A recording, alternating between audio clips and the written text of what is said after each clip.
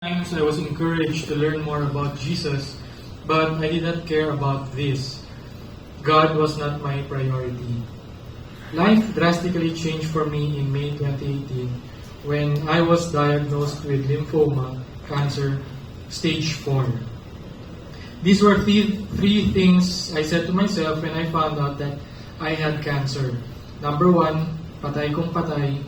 Number 2, ikaw na bahala sa akin, Lord.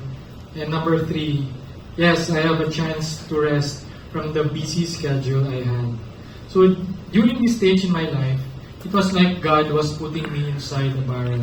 And all I have to do is to look up and reach for Him. During my chemotherapy treatment, I had the chance to be closer to God. I finished the 40-day Purpose-Driven Life program, backed up by reading the Bible, going to CCF every Sunday, and having a discipleship group. I was able to do all of this because of the encouragement, prayer, and support of my family. After 12 chemotherapy sessions, I had my PET scan in November 2018, and we found the cancer markers to be gone. Praise God. When I was cleared in remission, I did my best to pursue a life of holiness and obedience to the Lord as I grew in my relationship with Him. In John 15, verse 4 says, "Remain in me, and I will remain in you. For a branch cannot produce fruit if it is severed from the vine, and you cannot be fruitful unless you remain in me." On September 1, 2019, I surrendered my life fully to the Lord when I attended the CCF Metro West True Life Retreat. I continued to serve God through big singles and sports ministry during the pandemic. And one of the biggest life prayer requests that I want is to get married and to start a family someday. So not long after, He then blessed me with a beautiful, godly wife, my best friend, Patricia Atendido, whom I married last December 2022. And now, we have a 3-month-old baby boy, and his name is Theo. Now, I believe that God gives us the desires of our hearts as we seek Him first and surrender our plans to Him. So praise God, from whom all blessings flow.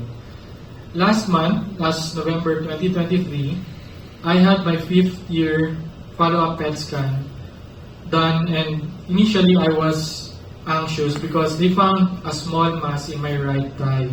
So my doctor suggested that I get a tissue biopsy and an immunohistochemistry test to further evaluate and know what kind of cancer cell it is, or if it is just an inflammatory lesion.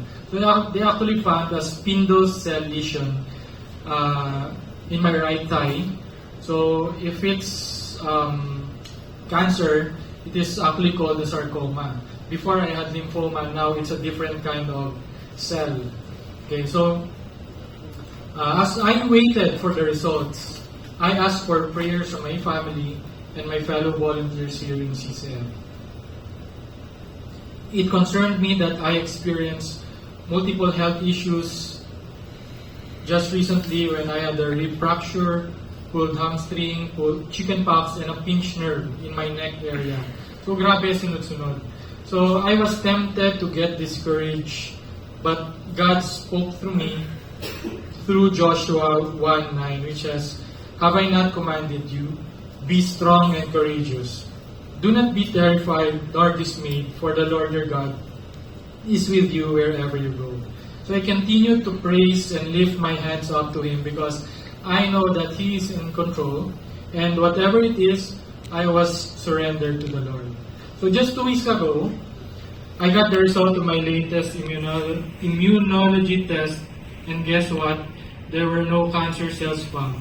So praise God. So rejoicing with this amazing news, God indeed is our Jehovah Rapha. So putting my full trust in God and waiting expectantly on Him, not only helped me recover from my cancer, but also delivered me from the sinful addictions that I had before I met Christ. So truly, there is everlasting hope in Jesus, and He is really our sure hope. My name is Benedict Atentido, cancer survivor, and redeemed by God's grace. To God be the glory.